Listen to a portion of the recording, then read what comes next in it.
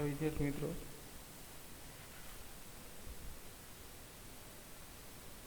હવે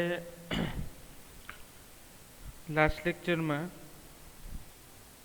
આપણે આખી ન્યુક્લિયર વિખંડનની જે પ્રોસેસ છે એ કમ્પ્લીટ કરી. શું રિએક્શન છે, કોના ઉપર કયા કણનો મારો ચલાવવામાં છે, શા માટે આપણે અસ્થાયી ન્યુક્લિયસ લઈએ છીએ, અસ્થાયી ન્યુક્લિયસ પર ન્યુટ્રોનનો મારો ચલાવીએ તો 36 થી 56 વચ્ચેના પરમાણુમાં સમાન રીતે સ્થાયી ન્યુક્લિયસના બે ભાગમાં વહેંચણી થાય છે મોટા ન્યુક્લિયસની.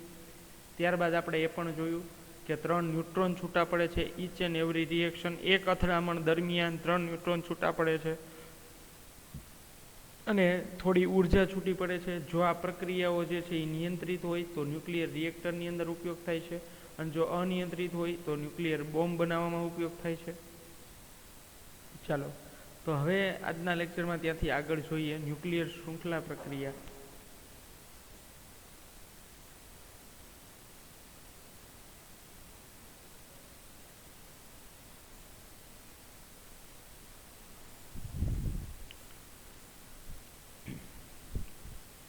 ચલો, તો આને ઇંગ્લિશમાં વિદ્યાર્થી મિત્રો ચેઇન રિએક્શન પણ કહેવામાં આવે છે. શૃંખલા પ્રક્રિયા અથવા તો ચેઇન રિએક્શન કહેવાય છે.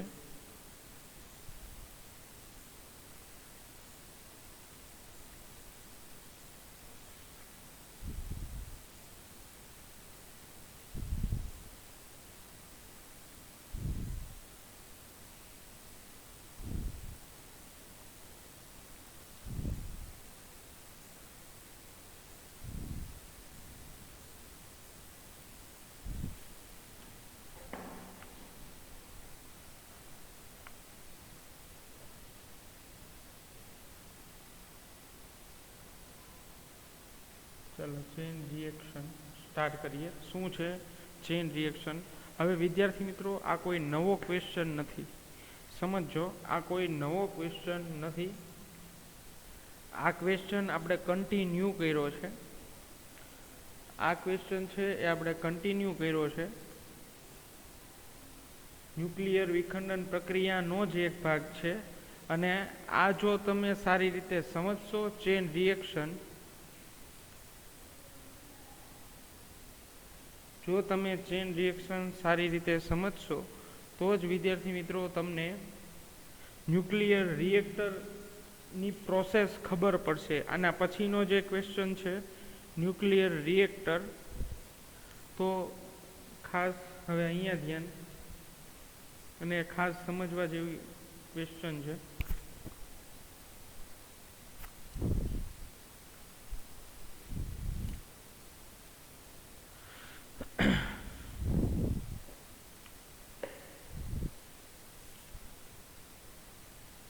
ચલો, ધીમા ન્યુટ્રોનને યુરેનિયમ પર પ્રક્ષેપિત કરતા વધારે ઉર્જા ઉત્પન્ન થાય છે અને વિખંડન દીઠ સરેરાશ 2.5 એટલે કે અઢી ન્યુટ્રોન મુક્ત થાય છે. એટલે કે 2 અથવા તો 3, આપણે 3 ન્યુટ્રોનની વાત કરી હતી છેલ્લા લેક્ચરમાં, કે કોઈ પણ રિએક્શન થાય ન્યુક્લિયર વિખંડન પ્રક્રિયા 92 યુરેનિયમ 238 પર, તો 36 થી 56ના બે ભાગ પડે, પ્લસ સાથે થોડી ઉર્જા મુક્ત થાય છે અને સાથે 3 ન્યુટ્રોન જે છે એ છૂટા પડે છે પ્રક્રિયા દરમિયાન, ઉત્સર્જાય છે. તો 3 ન્યુટ્રોન છૂટા પડે છે. ત્યાં સુધી આપણે જોયું. ચલો, હવે શું કહે છે વિદ્યાર્થી મિત્રો? આ જે છે એ આપણે પ્રીવિયસ લેક્ચર ઉપરથી જ જોયું છે કે ધીમા ન્યુટ્રોનને યુરેનિયમ પર પ્રક્ષેપિત કરતા એટલે મારો ચલાવતા વધારે ઉર્જા ઉત્પન્ન થાય છે અને વિખંડન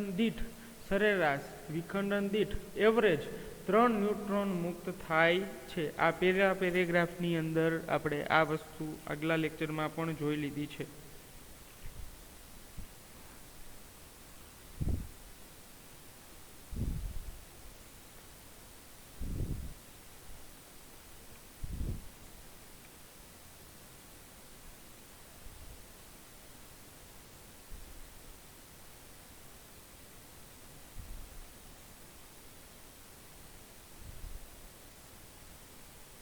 ચલો ત્યાર પછીનો પેરેગ્રાફ જે છે એ શું કહે છે,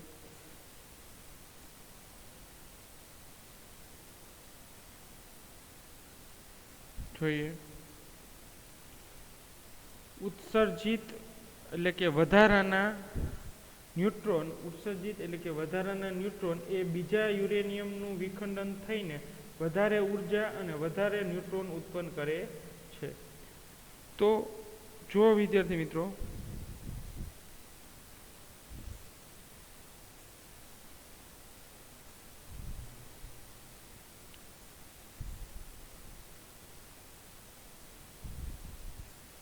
શું કે છે, જુઓ.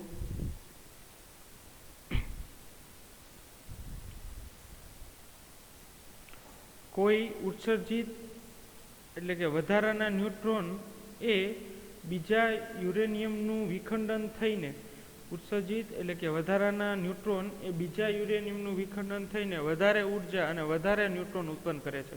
આ ટોપિક સમજવો થોડો ડિફિકલ્ટ છે, પણ તમને સમજાવું કે આ યુરેનિયમ છે, આ ન્યુટ્રોનનો તમે મારો ચલાવ્યો, એક ન્યુટ્રોન જ્યારે અથડામણ થઈ તો એ દરમિયાન 3 ન્યુટ્રોન છૂટા પડે છે. ચાલો, આ આટલું અડધું સેન્ટેન્સ સમજાણું. હવે એ બીજા યુરેનિયમનું વિખંડન થઈને, એટલે કોઈ એક બીજો યુરેનિયમ છે એના પર પણ આ ન્યુટ્રોનનો મારો ચાલશે, તો એના દ્વારા પણ બીજા 3 ન્યુટ્રોન છૂટા પડશે વિદ્યાર્થી મિત્રો. હજી બીજા કોઈ યુરેનિયમ છે તો એના ઉપર ન્યુટ્રોનનો મારો ચલાવો તો બીજા પાછા 3 ન્યુટ્રોન છૂટા પડે. આ રીતે તો જેટલી અથડામણ થશે એ દરમિયાન 3 ન્યુટ્રોન છૂટા પડે છે. અને જેટલા ન્યુટ્રોન છૂટા પડશે એમ અથડામણ વધશે એમ ઉર્જા વધતી જશે. અને ઉર્જા કઈ ઉર્જા વધશે, તો કે ઉષ્મા ઉર્જા. પ્રક્રિયામાં ઉષ્મા ઉર્જા વધતી જશે. ઉષ્મા ઉર્જાનું મૂલ્ય છે એ વધતું જાય છે. ઈચ એન્ડ એવરી રિએક્શન, જેમ જેમ અથડામણ વધતી જાય છે એમ એમ ઉષ્મા ઉર્જાનું મૂલ્ય સાથોસાથ વધતું જાય છે. આ પેરેગ્રાફ ઈ સમજાવે છે. If more collide neutron, so more produce energy, heat energy more generate. તો જેમ જેમ વધારે આપણે કરતા જશું પ્રક્રિયા, એમ એમ તાપમાન જે છે વધતું જશે અને ન્યુટ્રોન પણ જે છે એ વધારે છૂટા પડતા જશે. કારણ કે એક અથડામણમાં 3 ન્યુટ્રોન, પછી 3, પછી 3, એવી રીતે. આમ ન્યુક્લિયર વિખંડનની પ્રક્રિયાની હારમાળાને શૃંખલા પ્રક્રિયા કહે છે. શૃંખલા પ્રક્રિયા શા માટે કહેવામાં આવે છે? કારણ કે એક ન્યુટ્રોનનું 3 ન્યુટ્રોનમાં રૂપાંતરણ થાય છે. એ ન્યુટ્રોન છે એ બીજા 3 ન્યુટ્રોનમાં રૂપાંતરણ કરે છે, અને આ ન્યુટ્રોન છે એ બીજા 3 ન્યુટ્રોનમાં રૂપાંતરણ કરે છે. આ ન્યુટ્રોન છે એ બીજા 3 ન્યુટ્રોનમાં, એન્ડ સો ઓન. આ આગળ આગળ પછી વધતું જ જાય છે. ચલો, તો થોડા આવા સમયમાં ઘણા બધા ન્યુટ્રોન જે છે એ જનરેટ થશે. સાથે થોડી ઉષ્મા ઉર્જા પણ વધતી જાય છે. એક એક પ્રક્રિયા દીઠ ઉષ્મા ઉર્જા જે છે એ પણ વધતી જાય છે. ચલો, ત્યારબાદ હવે ન્યુક્લિયર શૃંખલા પ્રક્રિયાની મુશ્કેલીઓ અને નિવારણ. હવે મેં હમણાં વાત કરી એમ આપણે આ ક્વેશ્ચન, આ પોઈન્ટ છે એ શા માટે લર્ન કરવાનો છે સમજો. આ ક્વેશ્ચન છે એની અંદર આ એક મેઇન પોઈન્ટ આપ્યો છે કે ન્યુક્લિયર શૃંખલા પ્રક્રિયાની મુશ્કેલીઓ અને નિવારણ. હવે પાછો પ્રોબ્લેમ એ આવે કે ન્યુક્લિયર શૃંખલા પ્રક્રિયા તો સમજી લીધી આપણે કે ભાઈ યુરેનિયમ પર ન્યુટ્રોનનો મારો ચલાવો તો એના 3 ન્યુટ્રોન છૂટા પડે, સાથે 2 36 થી 56 વચ્ચે પરમાણુ, થોડી ઉષ્મા ઉર્જા. હવે થશે શું કે આ તો સતત ચાલુ જ રહેશે રિએક્શન, જ્યાં સુધી આપણે સ્ટોપ ન કરીએ ત્યાં સુધી. અને જો આ સતત ને સતત ચાલુ રહે વિદ્યાર્થી મિત્રો, તો ટેમ્પરેચર છે એ ઇનબેલેન્સ થઈ જાય, અનબેલેન્સ થઈ જાય. ટેમ્પરેચર છે એ અનબેલેન્સ થઈ જાય, વધતું જાય છે. ઈચ એન્ડ એવરી રિએક્શન દરમિયાન ટેમ્પરેચર છે એ મોર એન્ડ મોર વધતું જાય છે. તો આવા કિસ્સામાં શું કરશું આપણે વિદ્યાર્થી મિત્રો? તાપમાન વધે છે તો તાપમાનને કંટ્રોલ કરવો પડે આપણે, તો એને આપણે નિયંત્રણ કરવું પડે. તો એના માટે આપણે શું કરવું પડે? તો એ છે કે ન્યુક્લિયર પ્રક્રિયાઓની મુશ્કેલી અને નિવારણ. ચલો, એટલે વિદ્યાર્થી મિત્રો આપણે એને સ્ટોપ કરવી હોય તો શું પ્રોસેસ કરવી પડે એ જરૂરી છે.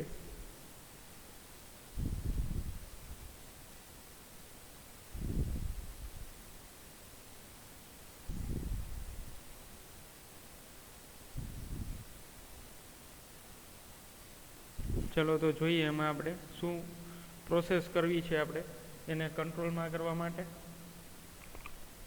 તો ઉત્સર્જન ન્યુટ્રોન એ ઝડપી હોય છે, એટલે કે ઉત્સર્જન ન્યુટ્રોન એટલે જે મારો ચલાવ છો એ નહીં, અથડામણ દરમિયાન જે 3 ન્યુટ્રોન છૂટા પડે છે એની વાત છે કે ઉત્સર્જન ન્યુટ્રોન એ સ્પીડી હોય છે, ઝડપી હોય છે. તેથી તે વિખંડન ઉપજાવી શકાતા નથી.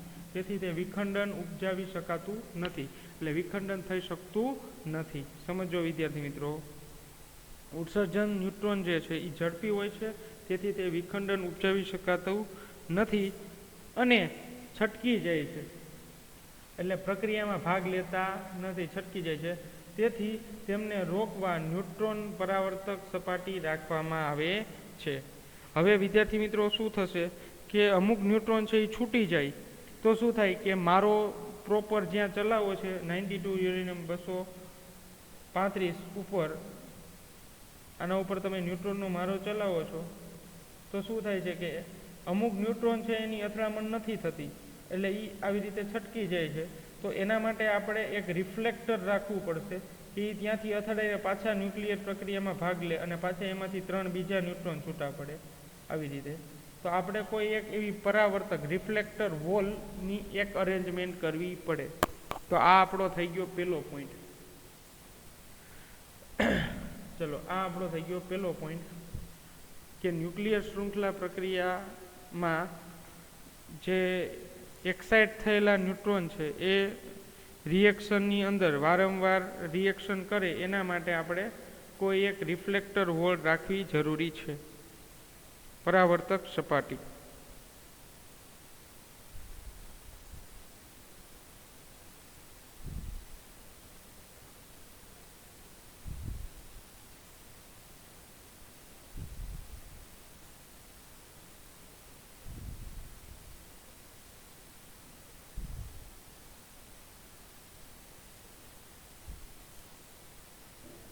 ચલો વિદ્યાર્થી મિત્રો, ત્યાર પછીનો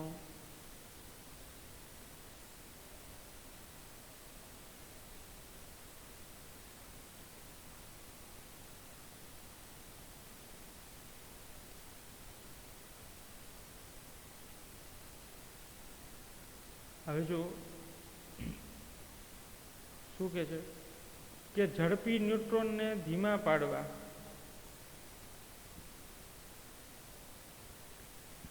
ઝડપી ન્યુટ્રોનને ધીમા પાડવા સ્થિતિસ્થાપક સંઘાતમાં ન્યુટ્રોનની ગતિ ધીમી પાડવામાં આવે છે. એટલે જે ઝડપી ન્યુટ્રોન છે, જે ફાસ્ટ ન્યુટ્રોન છે, એને આપણે સ્લો ડાઉન કરવા પડશે. જે ઝડપી ન્યુટ્રોન છે એને સ્લો ડાઉન કરવા પડશે. તો હવે પાછું એ પ્રશ્ન વધી ગયા કે ભાઈ જે ફાસ્ટ ન્યુટ્રોન છે એને શા માટે પહેલાં તો ધીમા પાડવા, એની ગતિ શા માટે ધીમી પાડવી? કારણ કે જો એક ન્યુટ્રોનમાંથી 3 ન્યુટ્રોન બનતા હોય તો એ જે ઝડપી ન્યુટ્રોન છે એ ઝડપથી વધારે પડતા ઉત્સર્જાયેલા ન્યુટ્રોન બનાવશે, અને વધારે જો ન્યુટ્રોનની સંખ્યા વધતી જશે અંદર રિએક્ટરની અંદર, ન્યુક્લિયર રિએક્ટરની અંદર, તો ટેમ્પરેચર રાઇઝ થઈ જશે, વધી જશે, અને ટેમ્પરેચર વધતા અનિયંત્રિત થવાની શક્યતા વધી જશે. અને જો અનિયંત્રિત થઈ જાય તો એ ન્યુક્લિયર રિએક્ટરમાંથી ન્યુક્લિયર બોમ્બમાં કન્વર્ટ થઈ જશે, અને પછી તો તમને ખબર જ છે કે કેટલું એ વધારે ડેન્જરસ થઈ શકે.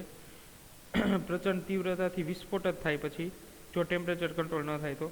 તો બીજો પોઈન્ટ આપણો મેઇન આ છે કે ઝડપી ન્યુટ્રોન છે, ફાસ્ટ ન્યુટ્રોન છે, એને આપણે સ્લો ડાઉન કરવા. તો how to process fast neutron to slow down. Fast ન્યુટ્રોનથી આપણે સ્લો ડાઉનમાં કન્વર્ટ કરવું હોય તો એના માટે આપણે શું કરવું? તો એના એપ્લિકેશન છે કે આ દ્રવ્યોને મોડરેટર દ્રવ્યો કહે છે કે જે ફાસ્ટ ન્યુટ્રોનને ધીમા પાડે. તો મોડરેટર જે છે એનું કામ શું? તો કે ન્યુટ્રોનને ધીમા પાડે, ન્યુટ્રોનની ગતિને ધીમા પાડે. આ બધું યાદ રાખજો વિદ્યાર્થી મિત્રો, MCQ માટે મેઇન વસ્તુ છે આ બધી. મોડરેટરનું કામ શું તો એ આપણને ખબર હોવી જોઈએ. અને મોડરેટર તરીકે એક્ઝામ્પલ, આ એક્ઝામ્પલ ઓફ મોડરેટર છે. તો D2O ભારે પાણી, ગ્રેફાઇટ, તો આ બધા પાણી, સાદું પાણી, તો આ બધા જે છે એ ન્યુટ્રોનને ધીમા પાડશે, મોડરેટ કરશે, ધીમા કરશે, અથવા તો એની જે ઝડપ છે એને આપણે એક નિયમિત ઝડપમાં કન્વર્ટ કરશે, જેનો રેશિયો છે 1 ન્યૂટનમાંથી 3 ન્યૂટન થવાનો ઝડપી, એને સ્લો ડાઉન કરશે ટૂંકમાં.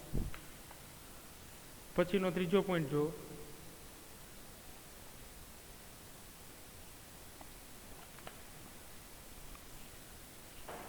જો પછી શું કે છે, શૃંખલા પ્રક્રિયા માટે મલ્ટિપ્લિકેશન ગુણોત્તરનું મૂલ્ય k બરાબર 1 હોવું જોઈએ. જો શું કે છે વિદ્યાર્થી મિત્રો, શૃંખલા પ્રક્રિયા માટે મલ્ટિપ્લિકેશન ગુણોત્તરનું મૂલ્ય k બરાબર 1 હોવું જોઈએ.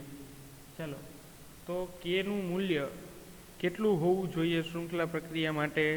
તો કે 1, એટલે k એટલે એ એક ગુણોત્તર છે, એનું નીચે છે મલ્ટિપ્લિકેશન ગુણોત્તર એટલે શું, રેશિયો એટલે શું, તો એના ઉપરથી આપણે ન્યુટ્રોનની સ્પીડ ધીમી છે અથવા તો વધારે છે એ નક્કી કરી શકીએ. તો એ એવરેજ કેટલું હોવું જોઈએ નિયંત્રિત પ્રક્રિયા માટે? નિયંત્રિત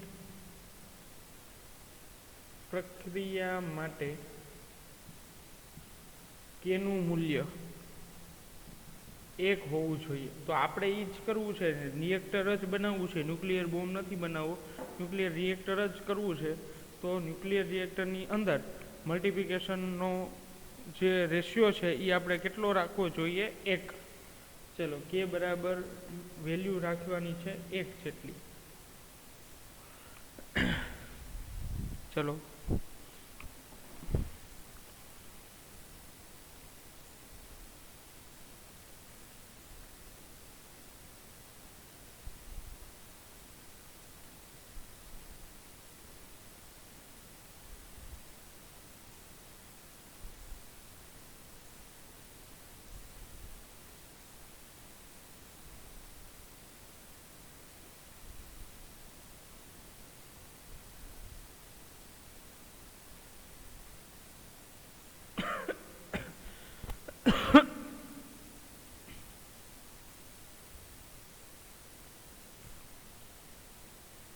ચાલો, તો k જે છે એનું શું થશે? જો એક મેં ફોર્મ્યુલા આપેલું છે નીચે, મલ્ટિપ્લિકેશન ગુણોત્તર એટલે શું?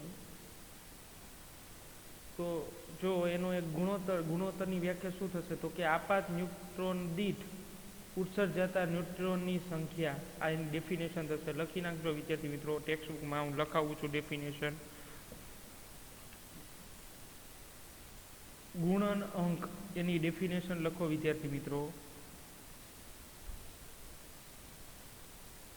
તમારી બુક હોય સાથે રાખતા હોય તો બુક, અથવા તો જેમાં લખ્યું એમાં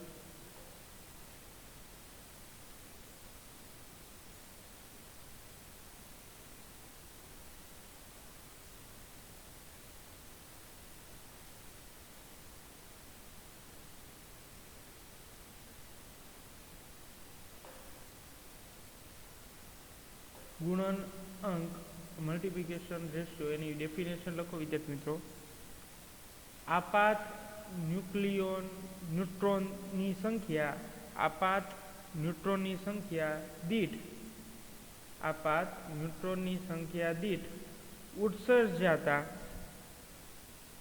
આપાત ન્યુટ્રોનની સંખ્યા દીઠ ઉત્સર્જાતા ન્યુટ્રોનની સંખ્યા, ઉત્સર્જાતા ન્યુટ્રોનની સંખ્યાને ગુણન અંક k કહેવાય છે.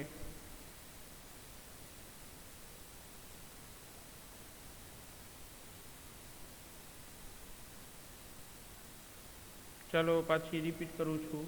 આપાત ન્યુટ્રોનની સંખ્યા દીઠ ઉત્સર્જાતા ન્યુટ્રોનની સંખ્યાને મલ્ટિપ્લિકેશન ગુણોત્તર એટલે કે k કહેવાય છે.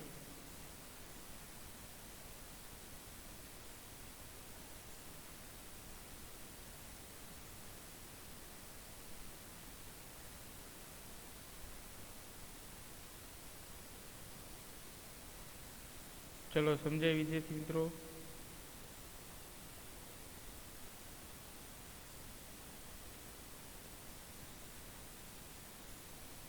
હવે બીજું પણ તમે એની ડેફિનેશન લખી શકો, સમજી શકો કે એક ગુણોત્તર છે આઉટપુટ ના છેદમાં ઇનપુટ, એટલે આનો એકમ હશે નહીં, મલ્ટિપ્લિકેશન ગુણક અંક છે, અંકનો ક્યારેય એકમ હોય નહીં વિદ્યાર્થી મિત્રો. તો આ એક ગુણોત્તર એવું દર્શાવે છે કે આઉટપુટ ડિવાઈડ ઇનપુટ, કે કેટલા આપાત ન્યુટ્રોન થાય છે અને કેટલા એમાંથી ઉત્સર્જાય છે. તો 1/3 થાય છે, તમને ખબર છે, 1 ન્યુટ્રોનના 3 ન્યુટ્રોનમાં કન્વર્ટ થાય છે.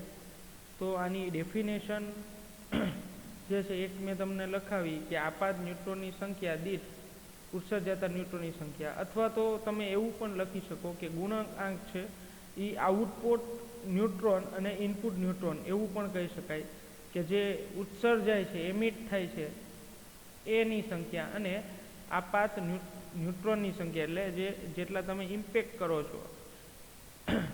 તો એની બીજી ડેફિનેશન લખવી હોય તો લખી શકો વિદ્યાર્થી મિત્રો કે ઉત્સર્જાતા ન્યુટ્રોનની સંખ્યા અને આપાત ન્યુટ્રોનની સંખ્યાના ગુણોત્તરને અથવા તો ના ગુણોત્તરથી મળતી ભૌતિક રાશિને ગુણાંક અંક કહે છે. ચલો, જે લોકોને બીજી ડેફિનેશન લખવી હોય તો એના માટે લખો બુકમાં, ઉત્સર્જાતા ન્યુટ્રોનની સંખ્યા અને ઉત્સર્જાતા ન્યુટ્રોનની સંખ્યા અને આપાત ન્યુટ્રોનની સંખ્યા, ઉત્સર્જાતા ન્યુટ્રોનની સંખ્યા અને આપાત ન્યુટ્રોનની સંખ્યા ના ગુણોત્તરથી, આપાત ન્યુટ્રોનની સંખ્યા ના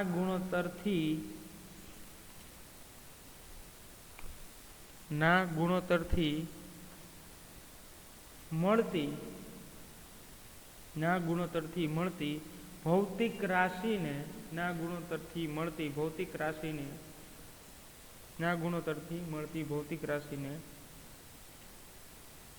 ગુણન અંક કે કહેવાય છે.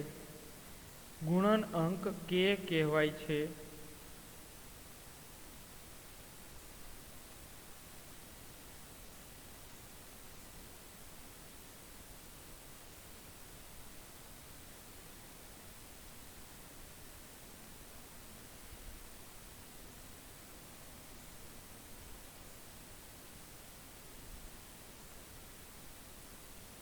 ચલો વિદ્યાર્થી મિત્રો, હવે ત્યાંથી આપણે આગળ વધીએ.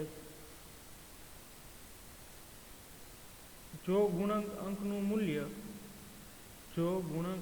મૂલ્ય કે ગ્રેટર ધેન 1 હોય, જો આપણે શું કરવાનું છે, એને નિયંત્રિત રાખવા માટે k = 1 લઈ આવવાના છે. જે ઉત્સર્જાતા ન્યુટ્રોનની સંખ્યા છે એટલી જ આપાત ન્યુટ્રોનની સંખ્યા હોવી જોઈએ, તો જ 1 મળે. તો આપણું કાર્ય એ છે વિદ્યાર્થી મિત્રો કે બંનેની સંખ્યા સમાન હોય ત્યારે જ 1 મળે. તો આપણું કામ એ છે નિયંત્રિત કરવું. હવે જો નિયંત્રિત ન થાય તો શું થશે? તો શું થાય વિદ્યાર્થી મિત્રો કે 1 ન્યુટ્રોનના 3 ન્યુટ્રોન, 3ના 9, 9ના 27, 27ના 81, 81. તો આવી રીતે 3 ન્યુટ્રોન વધતા જાય છે. તો આ જે વધતા જતા ન્યુટ્રોન છે એને આપણે કંટ્રોલ કરવાનો છે. જો એ વધી જશે, ઉત્સર્જાયેલા ન્યુટ્રોનની સંખ્યા વધી જશે, કારણ કે આપાત એક જ કરી છે ને એના 3 ભાગ પડે છે. તો જો ઉત્સર્જાતા ન્યુટ્રોનની સંખ્યા વધે તો આપોઆપ કે જે છે મલ્ટિપ્લિકેશન રેશિયો છે, ગુણાંક અંક છે, એ કેટલો થઈ જશે? k > 1. ચાલો, તો જો k > 1 થશે, મલ્ટિપ્લિકેશન ગુણોત્તરનું મૂલ્ય 1 કરતાં વધી જશે, તો એ પ્રક્રિયા સુપર ક્રિટિકલ થઈ જશે વિદ્યાર્થી મિત્રો. એ પ્રક્રિયા સુપર ક્રિટિકલ થઈ એમ કહેવાય. હવે સુપર ક્રિટિકલ એટલે શું કે ભાઈ વધારે ડેન્જર થઈ ગઈ, બરોબર છે, એટલે તાપમાન બહુ વધી ગયું, અંદર ગર્ભની અંદર તાપમાન ખૂબ જ વધી ગયું છે. સુપર ક્રિટિકલ આ શબ્દ યાદ રાખજો. ઇફ k > 1 તો એને આપણે શું કહેશું? Super critical. અને જો k = 1 તો એ નિયંત્રણ કહેવાય, નિયંત્રણમાં છે એવું કહેવાય. એ આપણે આગલા લેક્ચરમાં જોયું હતું.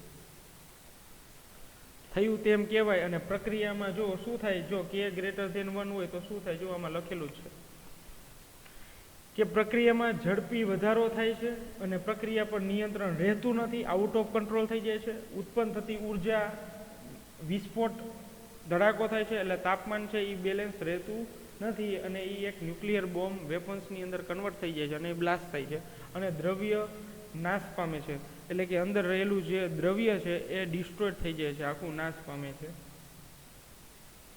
જો કે લેસ ધેન 1 હોય તો આ કે ગ્રેટર ધેન માટે જોયું કે આ છે એ ન્યુક્લિયર બોમ્બમાં પરિવર્તિત થઈ જશે. ચલો સમજાય વિદ્યાર્થી મિત્રો. એટલે કે ગ્રેટર ધેન 1 તો થવું જોઈએ નહીં. હવે જો કે લેસ ધેન 1 હોય, જો કે લેસ ધેન 1 હોય તો રિએક્ટર સબ ક્રિટિકલ બની જાય. જો કે લેસ ધેન 1 હોય તો શું થશે વિદ્યાર્થી મિત્રો? સબ ક્રિટિકલ. ઓલું સુપર ક્રિટિકલ હતું, આ સબ ક્રિટિકલ.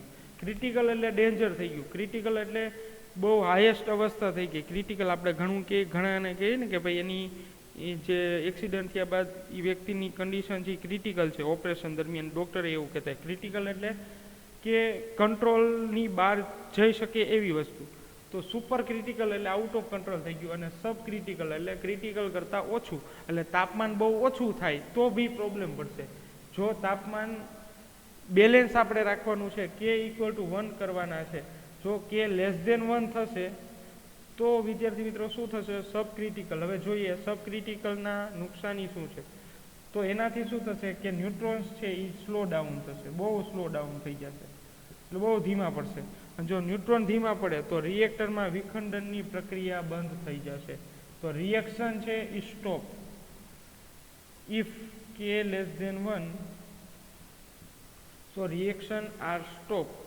બરોબર છે, પોઝ થઈ જશે, રિએક્શન છે એ બંધ જેવી થઈ જશે અથવા તો ના બરાબર ધીમી પડી જશે, સ્લો ડાઉન થઈ જશે. તો આપણે એને પાછી જાગૃત કરવા માટે એટલી ને એટલી પ્રક્રિયાથી ન્યુટ્રોનનો મારો ચલાવાય એવી પ્રક્રિયા કરવા માટે આપણે એને શું કરવું પડે વિદ્યાર્થી મિત્રો? આપણે અહીંયા વધારે ને વધારે ન્યુટ્રોન જે છે એ આપાત કરવા પડે. કારણ કે જો આપાત ન્યુટ્રોનની સંખ્યા વધશે તો જ ઉત્સર્જાયેલા ન્યુટ્રોનની સંખ્યા વધશે અને કે ઇક્વલ ટુ લેસ ધેન 1 માંથી કે ઇક્વલ ટુ 1 માં રૂપાંતરિત થશે. ચલો તો આ થઈ ગયા મલ્ટિપ્લિકેશન અંક, એની 3 શરત, કે ઇક્વલ ટુ 1, કે લેસ ધેન 1 અને કે ગ્રેટર ધેન 1.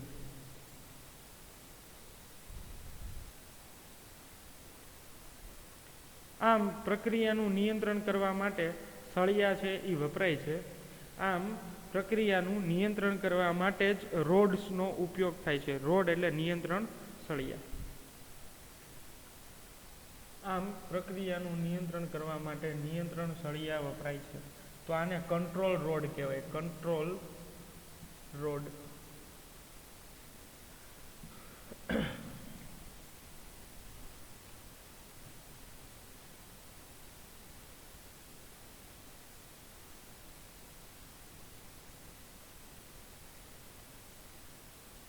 નિયંત્રક સળિયા.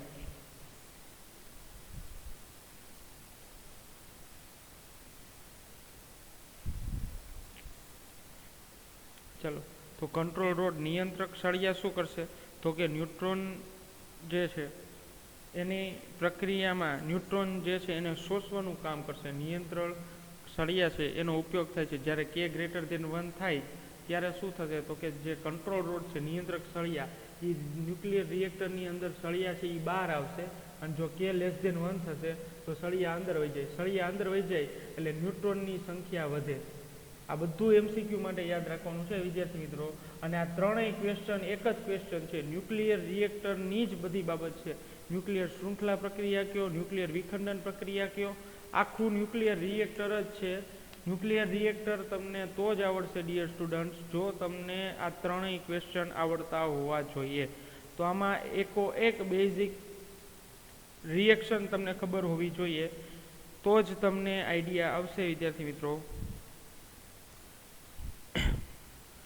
ચલો તો નિયંત્રણ સળિયાનું શું કામગીરી છે એ તમને ખાસ ખ્યાલ હોવી જોઈએ.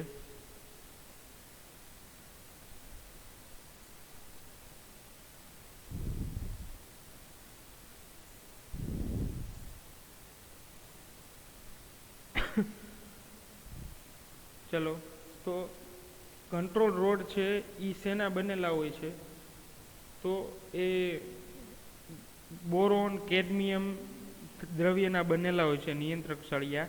એનું કામ જ એ હોય છે કે જ્યારે પ્રક્રિયા ફાસ્ટ થઈ જાય એ દરમિયાન ન્યુટ્રોન છે એ 1 માંથી 3 એવી રીતે વધતા જાય, તો વધતા જશે તો એ સળિયા બહાર આવીને એ ન્યુટ્રોનનું શોષણ કરશે. સળિયા બહાર આવીને કરશે શું? તો કે ન્યુટ્રોનનું શોષણ કરશે. અને જો સળિયા અંદરની અંદર એને વધારે શોષી લે તો ન્યુટ્રોનની સંખ્યા ઓછી થઈ જાય. જો ન્યુટ્રોનની સંખ્યા ઓછી થાય તો પ્રક્રિયા પાછી સ્લો ડાઉન થઈ જાય, તો ધીમી પડી જાય. જો પ્રક્રિયા ધીમી પડી જાય તો પાછી પ્રક્રિયા સાવ બંધ થઈ જશે. તો એને પાછી ચાલુ કરવા માટે આપણા નિયંત્રક સળિયા છે એને પાછી બહાર જે છે એ લઈ આવવા પડશે આપણે. ચલો, આમાં બહાર આવે એટલે પ્રક્રિયાની અંદર ભાગ લે છે. જે આ નિયંત્રક સળિયા છે વિદ્યાર્થી મિત્રો, એ પ્રક્રિયાની અંદર ભાગ લેશે, એટલે જે વધારાના ન્યુટ્રોન છે એને શોષી લેશે અને અંદર વયા જાય એટલે આખા ઉપર વયા જશે, પ્રક્રિયામાં ભાગ લેશે નહીં. અને હવે જે ન્યુટ્રોન જેમ જેમ અથડામણ થતી જાય એમ ન્યુટ્રોનની સંખ્યા વધશે. તો ન્યુટ્રોનની સંખ્યા વધારવા માટે એ અંદર જશે અને રોકવા માટે બહાર આવશે. ચાલો, તો આમ ન્યુક્લિયર રિએક્ટરમાં તાપમાન કેટલું હોય છે? જો વિદ્યાર્થી મિત્રો, આટલું ટેમ્પરેચર હોય છે, 10⁶ કેલ્વિન જેટલું ટેમ્પરેચર હોય છે. આ બહુ વધારે ટેમ્પરેચર થયું વિદ્યાર્થી મિત્રો.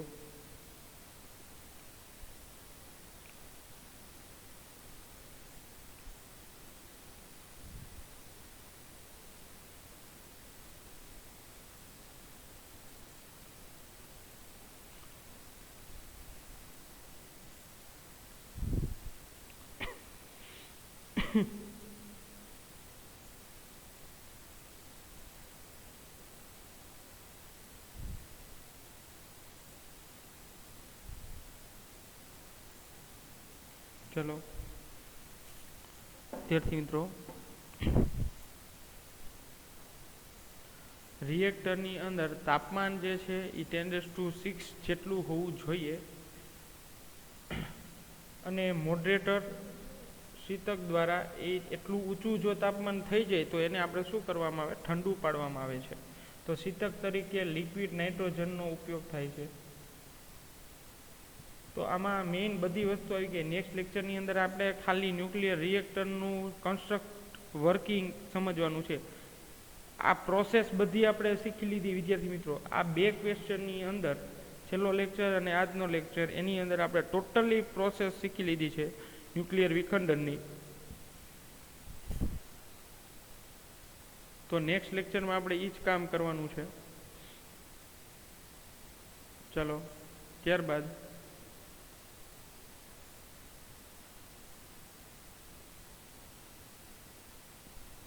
હવે વાયુ, પ્રવાહી, સોડિયમ વગેરે જે છે એ શીતક તરીકે ઉપયોગ થાય છે. આ યાદ રાખજો, શીતક તરીકે.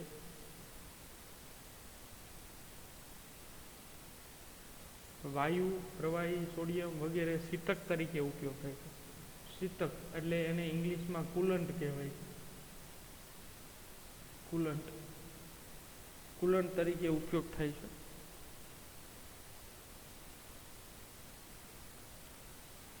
ચલો,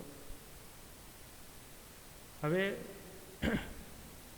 આ જે પ્રક્રિયા છે, જો વિખંડન દ્રવ્ય, આ એક પ્રક્રિયા છે વિખંડન દ્રવ્ય. આ જે વિખંડનની પ્રક્રિયા છે એ જ છે.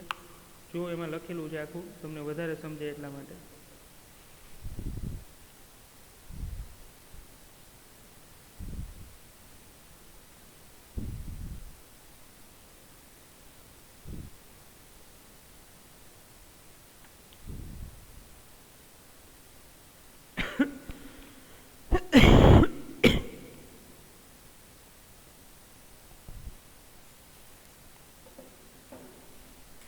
ચાલો, વિખંડન દ્રવ્ય પ્લસ ધીમા ન્યુટ્રોન, બરાબર છે, સ્લો ડાઉન ન્યુટ્રોન, એટલે 2 પ્રક્રિયા થઈ. આ દ્રવ્ય એટલે કે 92 યુરેનિયમ 238, એની ઉપર તમે મારો ચલાવો છો તો 2 ટુકડા થશે 36 થી 56 વચ્ચેના. આ સાવ શોર્ટમાં આખી રિએક્શન લખી તમને સમજે.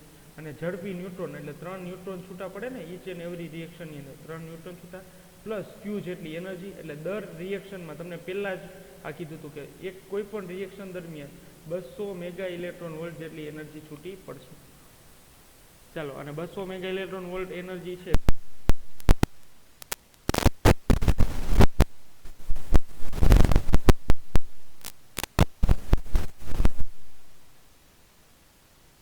Two -19 joule.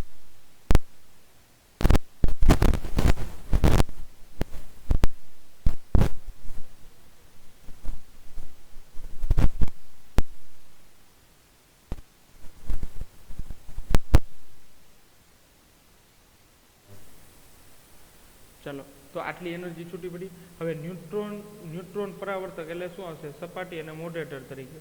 અને તાપમાન ઘટાડવા માટે શેનો ઉપયોગ થશે? શીતક દ્રવ્ય એટલે કે કુલન્ટનો ઉપયોગ થાય છે. ચલો વિદ્યાર્થી મિત્રો, ત્યારબાદ હવે નેક્સ્ટ લેક્ચરથી આપણે ન્યુક્લિયર રિએક્ટરમાં આગળ વધશું. બસ, અને પછી એનો વિડીયો જોવાનો છે નેક્સ્ટ લેક્ચરની અંદર.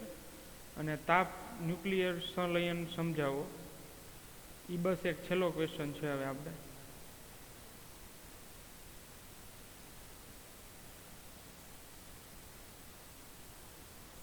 ચલો, તો હવે નેક્સ્ટ લેક્ચર જે છે એ સ્ટાર્ટ કરીએ. ન્યુક્લિયર સંલયન પ્રક્રિયા, વિખંડન રિએક્ટર. ન્યુક્લિયર વિખંડનના ઉપયોગથી ન્યુક્લિયર રિએક્ટર જે બને છે એનો ઉપયોગ ન્યુક્લિયર રિએક્ટરથી